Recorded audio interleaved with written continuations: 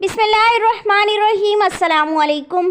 सर्दियाँ शुरू हो चुकी हैं, हवा में ठंडक बढ़ना शुरू हो गई है, शामें जल्द होने लगी हैं और दिल उदास हो रहा है।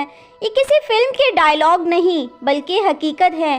दोस्तों, शदीद सर्दी में कारोबारी ज़िंदगी तो जारी रहते हैं, पर सेहत के मामले में लोगों की शिकायत में इजाफा देखने में आता है। सर्दियों के मौसम में आमतौर पर छाती सांस की बीमारियों में बहुत ज़्यादा इजाफा हो जाता है, जबकि दिल के मरीजों में भी बीमारी बिगड़ने का खतरा रहता है। इस मौसम में आमतौर पर हॉस्पिटल्स में जो ज़्यादातर मरीज आते हैं, उनकी अलामात जिस्म में दर्द, जोड़ों में खिंचाव और उदासी शामिल है। इन अलामात के साथ आने वाले मरीजों में मर्दों ख़वातीन दोनों शामिल हैं। दोस्तों, दूसरी बात, सर्दियों में सूरज जल्दी गुरूब होने लगता है और ठंड ज़्यादा होने लगती है, तो बहुत से लोग एक बेवजह सी उदासी महसूस करने लगते हैं। अगर सारा दिन नहीं तो दिन के किसी न किसी हिस्से में वो इस उदासी या लो मूड का शिकार ज़रूर होते हैं। तो दोस्तों, ऐसे तमाम अफराद जो इस कैफियत का शिकार होते हैं, दिन का ज़्यादा वक्त उदास रहते हैं, किसी काम में दिल नहीं लगता, सेहत ख़राब रहने लगती है, बाहर आते ही ये बेहतर होने लगते हैं।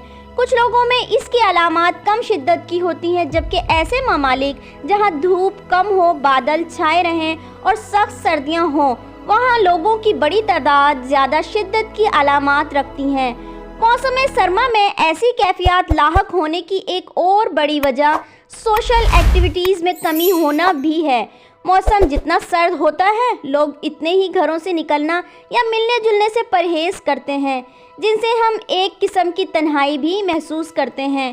तो दोस्तों, आज की इस वीडियो में हम उन बातों को आपको बताएंगे कि सर्दियां आते ही हमारे साथ ऐसा क्यों होता है, इसके पीछे साइंटिफिक वजह क्या है और इसे हम कैसे ख़त्म कर सकते हैं।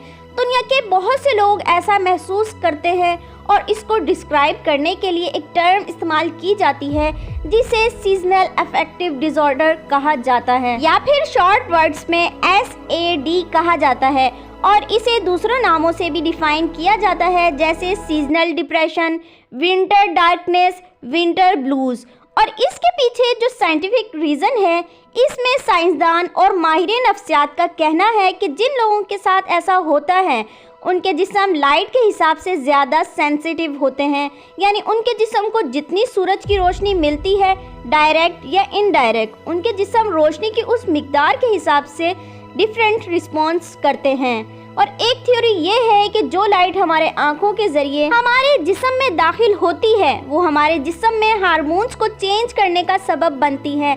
जब आंखें ज़्यादा लाइट का सामना करती हैं, तो हमारे जिस्म में मेलाटोनिन नाम का एक हार्मोन कम मिकदार में पैदा होता है, और अगर आंखों को ज़्यादा देर के लिए लाइट ना मिले, तो ये मेलाटोनिन नामी हार्मोन ज़्यादा मिकदार में पैदा होता है, और इस हार्मोन की ज़रूरत से ज़्यादा प्रोडक्शन जिस्म में उदासी और डिप्रेशन को पैदा करती है, जिसकी वजह से लोग उदासी सी महसूस करते हैं।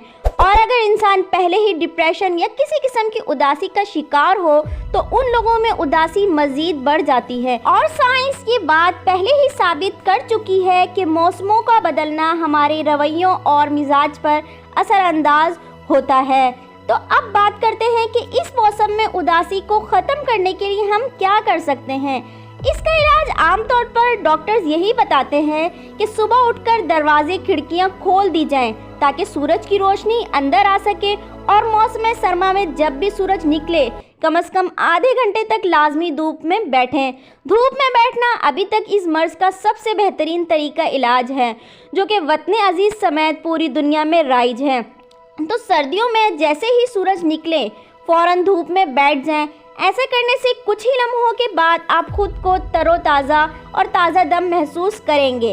इसके अलावा खुद को मसरूफ़ रखना, मुताला करना, गार्डनिंग करना, इंडोर या आउटडोर गेम्स में हिस्सा लेना, मज़हब की जानिब माइल होना भी उदासी की अलामात को कम करने में मदद देता है। और दोस्तों, एक बात नोट कर लें कि अगर आप इस मौसम में थोड़ी सी उदासी या डिप्रेस महसूस करते हैं तो ये बिल्कुल नॉर्मल है, क्योंकि उदासी की ये अलामात सिर्फ और सिर्फ एक सीज़न से जुड़ी होती हैं। यानी अगर सर्दियों के मौसम में आपको उदासी की अलामात महसूस हो रही हैं तो ज़्यादा देर धूप का सामना करने से आपकी उदासी कम हो जाएगी और विंटर सीज़न के इख्तिताम पर ये अलामात खुद ब खुद ख़त्म हो जानी चाहिए। अगर सीज़न के इख्तिताम पर भी आप में ये अलामात बरकरार रहती हैं तो लाजमन माहिर नफ्सियात से रुजू करें ताकि इसका बरवक्त इलाज मुमकिन हो सके। तो दोस्तों, उम्मीद है कि आज की ये वीडियो आपके लिए हेल्पफुल रही होगी। वीडियो अगर अच्छी लगी हो तो इसे लाइक ज़रूर करिएगा। अल्लाह हाफिज़।